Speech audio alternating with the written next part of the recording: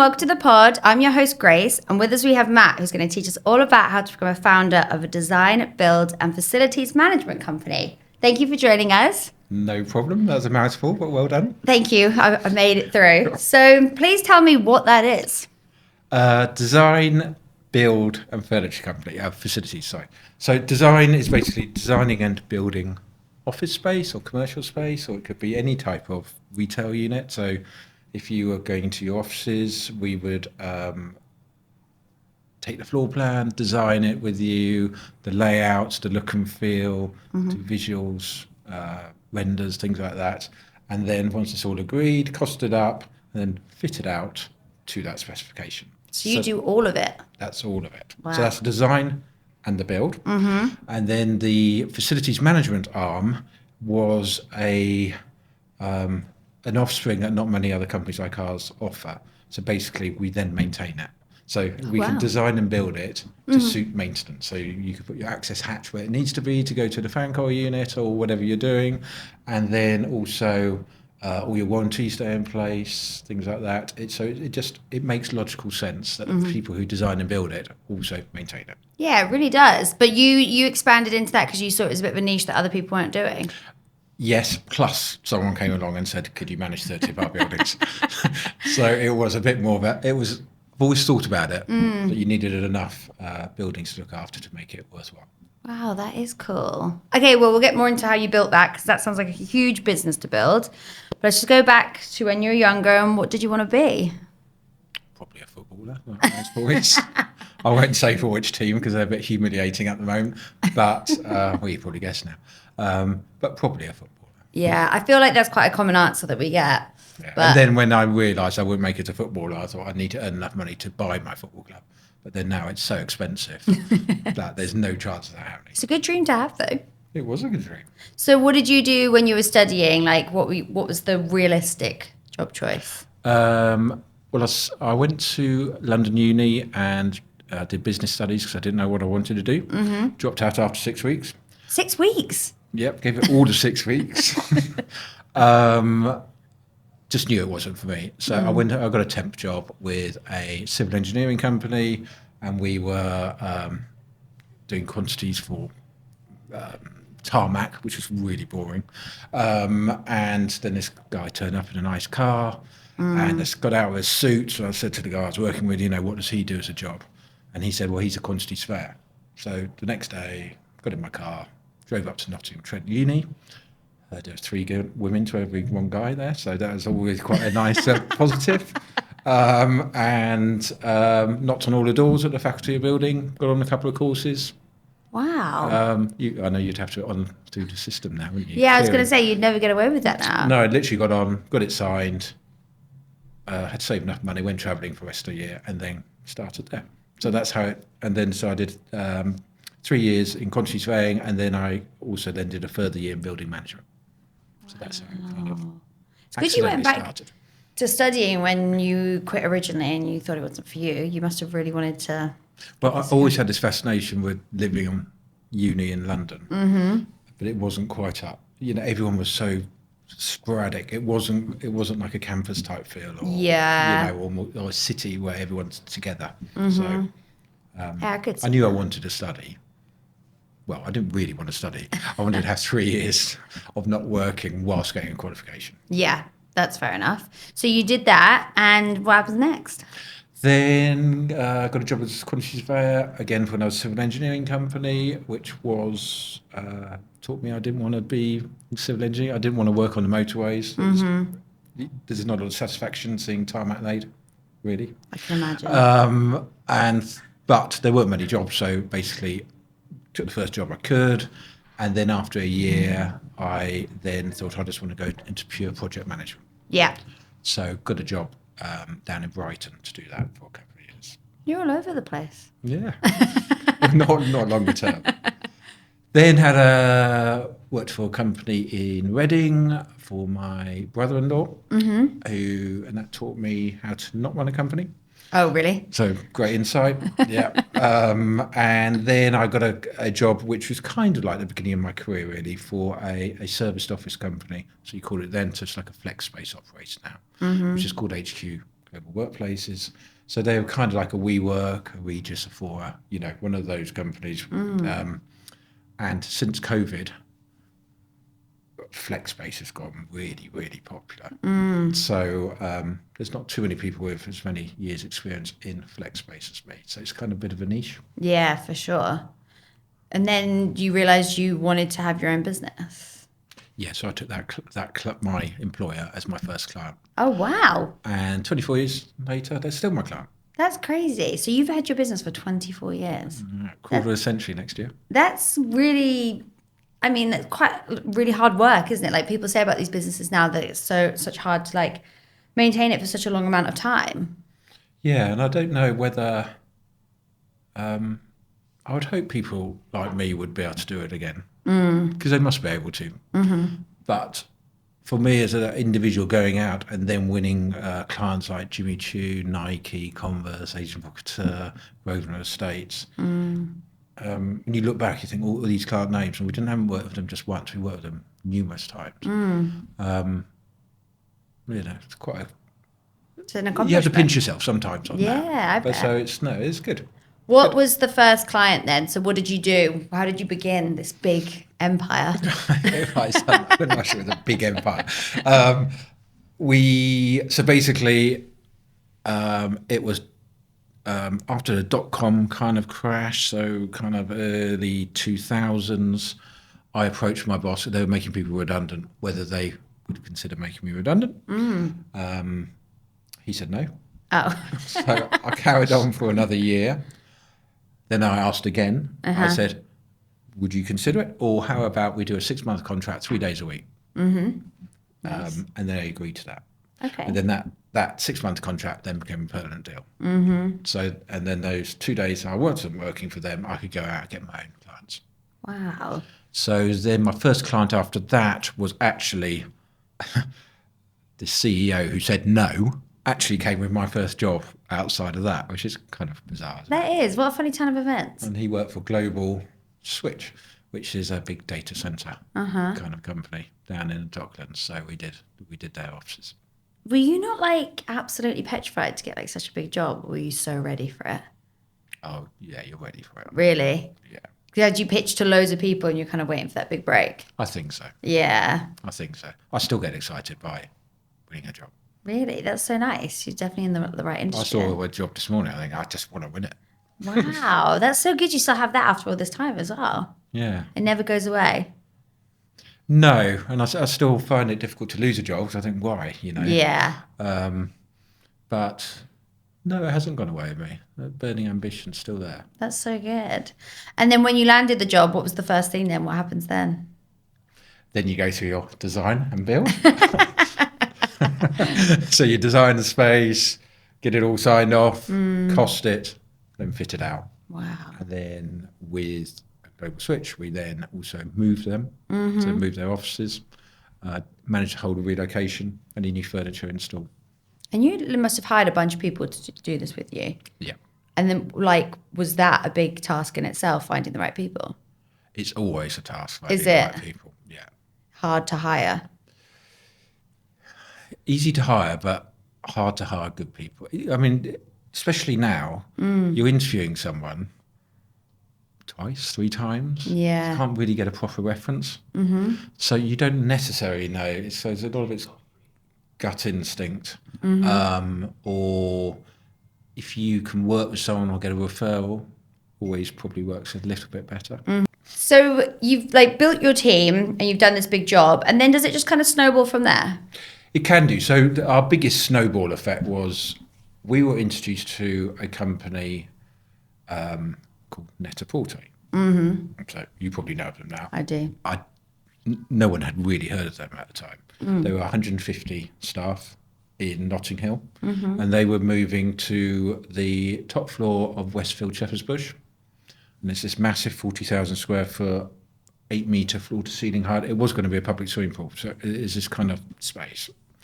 And we pitched, we were one of 3 much bigger companies we pitched against, and we won it. So, and Natalie Mezinet was the founder. She's a businesswoman of the year, She edits a Vogue for a while. You know, she's very high end, very well known in the fashion world. So we did that space, and then the CEO.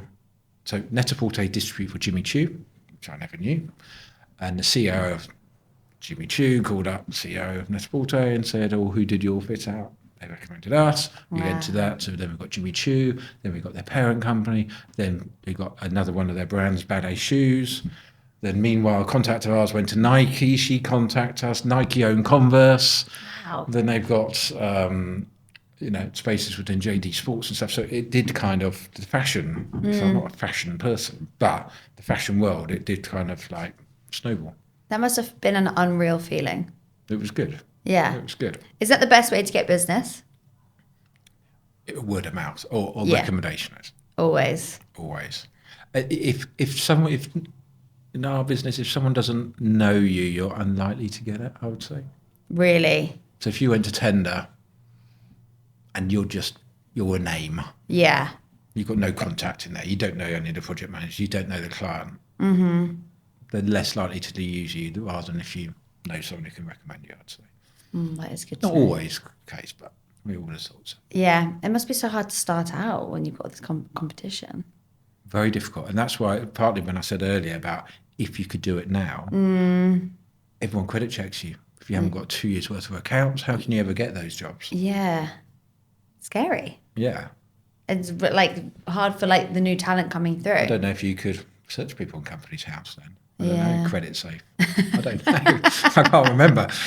Yeah, that is wild. Out of all the jobs, what's been your favourite?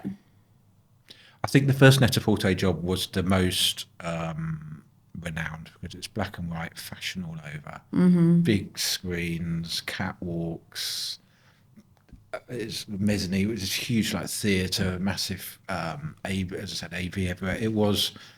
It really felt like you're going to a fashion world. Yeah. When you went there. Something really different as well. Yeah. Do you ever have something come through and you're like, this isn't very us, or I'm not sure we could do this? No. That's good. In any industry. Sorry, I might rephrase that. If we don't like a design, sometimes we're given a design. So a client may have their own designers. Yeah. So we take it what's called detail and build rather than design and build. Okay. So the concept's already done. So if you're like a Nike, you know what your brands are. So sometimes you've got to follow their guideline. But if we don't like the design, it doesn't really matter. So long as we build it properly. Yeah. So I'm not, so that's what I meant by that. Yeah, that makes sense. When you were growing, because obviously 24 years, you must have done loads. Was there a point where you're like, we're doing really well now, or we've made it now? No, and I still don't think that. Really? Yeah. You just always like building to the next thing. Yeah, because you get points where it's really struggled. 2007 crash was a nightmare. Took 3 years to recover. Wow. Uncertainty around Brexit. Yeah. Especially in our industry because you had deliveries and things were getting stopped. COVID, everything dried up. And I think right now it's a very tough market. Is it? Yeah, it's not. It's just flatlined for 15 years. I mean, I was reading this morning that I think there are a quarter less graduate jobs this year than last year. It's crazy. Because of the uncertainty in the market, people aren't hiring, AI. There's lots of factors. So it seems a long time since the economy's been booming. Yeah. Do you think there's a time it'll come back? If they do certain things. Okay. There's always hope. Without being political. Right. Got you. With them really tough times, how did you keep going? Like, what made you not give up? Because it must have been really hard. I mean, during COVID, I went to the office every single day, even if I only had like 3-4 hours to do, just to keep in a routine. Yeah. You just got to plough through it. Yeah, that's the only way. You just got to get on with it. Things do normally turn up. Yeah, you just have to wait for it to blow over. Yeah, like today, the job I went to see this morning, I only got a call yesterday.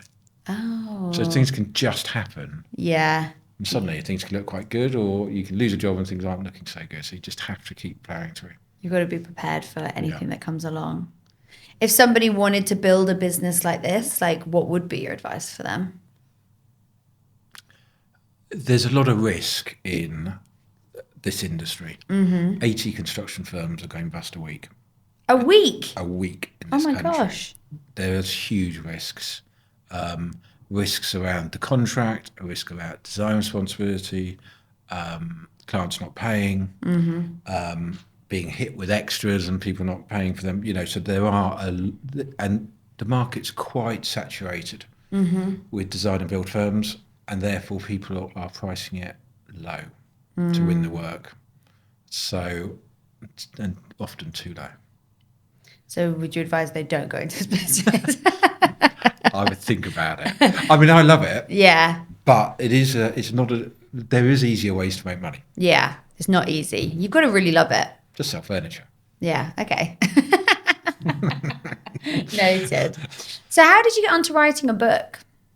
So I was on another podcast. Okay. And it's not as good as this one. Thank you. The guy, Matt Brown, his name was, said, American guy, said, have you ever thought about writing a book? And I went, no. And he went, oh, okay. And then I went home, spoke to my wife, my kids, and then they said, oh, Dad, you should do it, because I do have a story to tell. And I thought, oh, it's very private. And then I just thought about it more and more, and then I decided I would do it. And then he sent me an invoice to help. So I thought maybe he just played me. But I am glad I did it. Yeah. I wouldn't do another one. What was this book about? What was the name and everything? So my company's MWA, which was Matthew Watts Associates. Now it's called Making Workspace Amazing. Nice. And the book was made with ambition. Okay, so it all flows. So the book cover was in the company colours. It was me, my wife, 2 younger children. So my girls are younger in the photograph. They're much older in real life. In a London office, overlooking Skyline London, because that's where 90% of our work is. So that's kind of... and then it was just about my story, about the start, my life, quite a difficult childhood, then to working, starting at MWA, the ups and downs of that, to both my parents dying, to today. So it's very personal, it's kind of like it's mixed in between doing business and this and something's going on to a child being born to, so it's kind of flows. Yeah. That's impressive, because if you were quite a private person, that must have felt like a huge thing to take on. Yeah, and someone did say to me the other day, why would you do that? Well, so that was a bit harsh, but... was it therapeutic? Yeah, quite nice. Therapeutic. Looking back, as I said, my children have only been alive for half my life, so they know it. So I wouldn't do it again, but I might add a chapter or two. Yeah, for sure.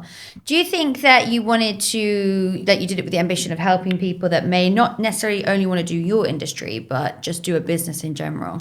Yeah, and also men who don't talk. Oh, that's nice. That's really wonderful. Because we close books, including myself. So by not being a closed book, maybe other people won't be a closed book. Is that because of you say you had like a difficult childhood, you wanted to be able to share that for other people that might have the same? Potentially. Well, it was just life. So whatever my life happened, that is what's in there. Do you see what I mean? Within reason. I had to keep certain things out of the book because you don't want to be... I wasn't about game playing or trying to, it was just... And it's my story. My facts may not have been right. I wouldn't have done it if my mum and dad were still alive. Right. And I might have had some of the things wrong. But it's how I saw things. Would you not have done it for them still being alive because you don't think they would have wanted to read it? Was it that personal?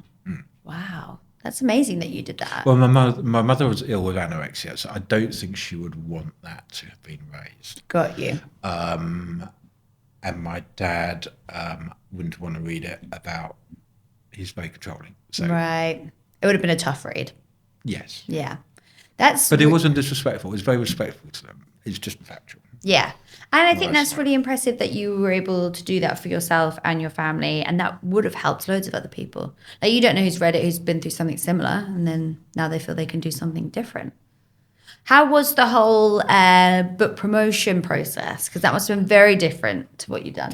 We had a big book launch in my town. We had about 220 people turned up. Wow. We had a stage set and everything. We hired out the local town hall, and it was good. It was like canapes and drinks, and did it all. Matt Brown flew in from America Nice. to do a live podcast That's really cool. on the book.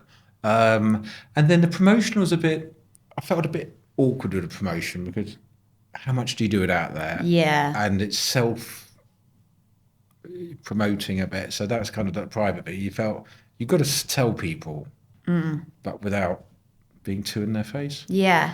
So I did it enough to get people to come to the event. And then we had obviously books there for people to buy. So. Yeah.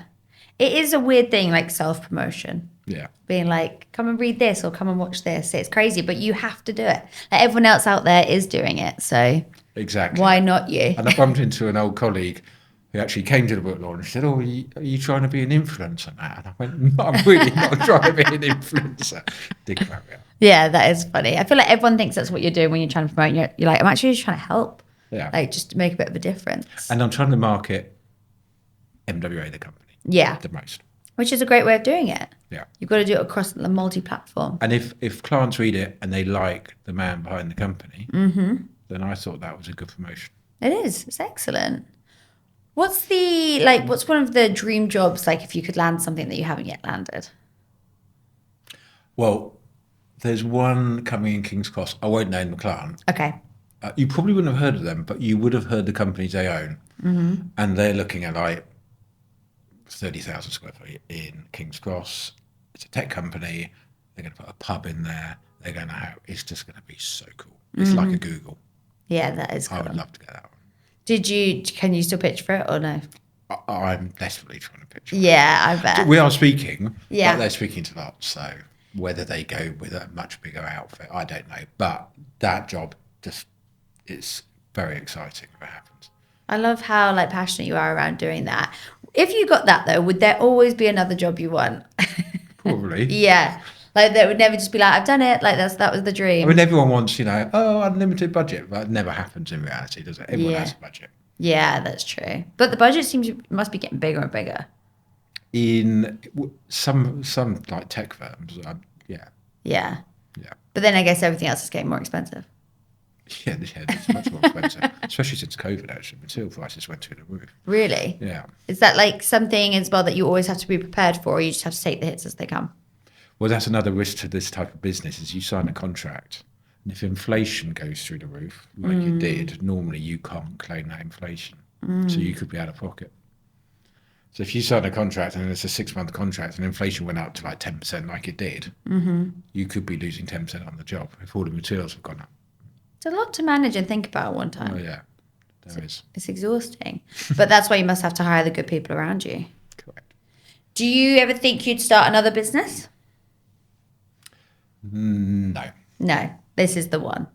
Yeah, but yeah, and if anything, maybe I should have started it, made it, and sold it, and then started up again, because a lot of people do that.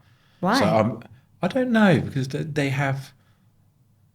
I'm more passionate about this company because I started it, whereas really maybe be less involved with it. Maybe some people can just start it and flog it and go, "Oh, they made their money," and then move they'll on. sell something else. Yeah. Yeah, this seems like one of your babies, though. Yeah. Like forever. It's a long time to be involved in something just to see someone else either change it or run it, which I can imagine would be really hard. Yeah. Do you think what you've done makes your children want to be entrepreneurial? Well, Ellie, my eldest, would love to be on the West End. Oh wow, that's really cool. She's done musical theatre. Very Came different. out singing, basically. Really? I just loved it. It didn't come from BLC. It was just there. Claudia works for MWA now. That must feel good. Yeah, really good. That's really fun. And does she love it? She does love it. I mean, basically, she was going for an interview with a London council for a job, a graduate scheme, and she got all the way to the end and didn't actually get offered the job. So she was really crying. I said, "Look, just come and work for MWA for 6 months. We'll badge you up as a graduate scheme. You can get experience in all fields and see what you like." A year and a half, 2 years later, she's still there and she loves it. That must be the best. I think like seeing that how long you've done it for and being able to bring your daughter into it as well. And I'm sure she's very good at it as well. She's really good.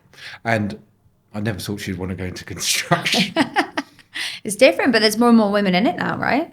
Yeah, well, our company's, for construction's over 50% women. Wow, that's impressive because that can't be common. Good at multitasking women. It's really uncommon. I reckon most are like 10, 20%. 100%. So we have female facility engineers. We have female site managers. Wow. Female project managers, designers. Half our directors are, actually 3 out of 4 are female. What great example for your daughter. That's really cool. What's the big dream for your company then? What's the goal? I'm not sure.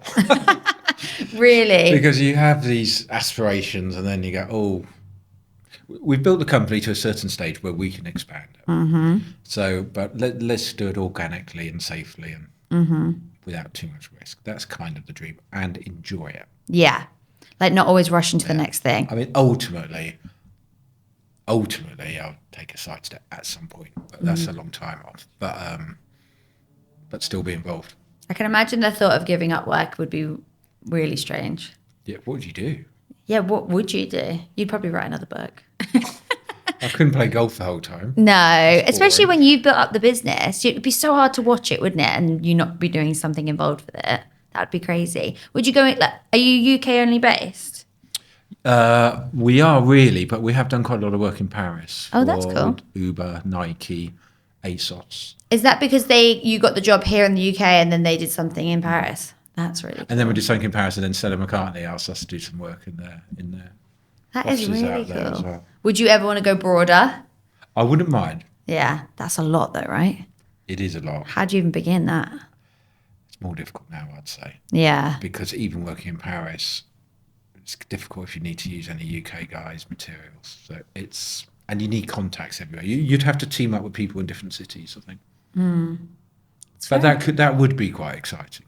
That would be. Yeah. Especially like if you kind of have done everything you think you want to here, you'd have to learn a whole new like set of ways of doing things over But there. London's a great city, isn't it? It is, and it's never going to stop, is it, with all this kind of work? No, I don't think so. There's always going to be something to do. And there's bigger budgets. It's all got to look better. So our Thames Valley jobs tend to be, although we're doing some stuff at Ascot Race Course, but they tend to be smaller budgets. Whereas in London, it's normally the HQs are here, aren't they? So Yeah. this is where they want to do it. Or if they've got a shop, if it's on Bond Street, it's got to be the best, you know. It's very cool. How many projects do you have going on at any one time? We've got about 10 at the moment, I suppose. Like that. That is a lot. You're not just putting out fires all the time. Sometimes. But you've got good people leading each one of those projects. Exactly. Wow. I mean, it's very interesting. And I think like the extra facilities part of it is really cool because it kind of makes sense when you say it. Like, why wouldn't you do that if you built it and designed it all? Yeah. And, you know, as a tenant, you have certain obligations to meet, statutory, you know, emergency light testing, fire alarm testing, all those types of things that have to be done. So it does make sense. It's a great idea. I mean, we try to stay away from cleaning and things like that because cleaners often leave for like 50p more an hour. They're often accused of things they haven't done because the person in that office has forgotten where actually they put it. Yeah. You know, it's kind of a bit, you know, it's tough cleaning. Yeah.